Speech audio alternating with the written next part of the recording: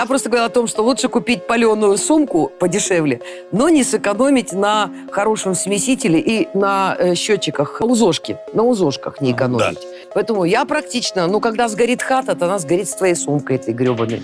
Да, действительно, в квартире должен быть качественный электрощит, чтобы у вас не было пожара. Давайте расскажу, какое должно быть оборудование в щитке. У нас реле напряжения, оно бережет вашу бытовую технику. УЗО защищает вас от поражения тока. И автоматические выключатели, которые берегут ваш кабель. Не экономьте на электрике, делайте качественно на будущее вместе с нами.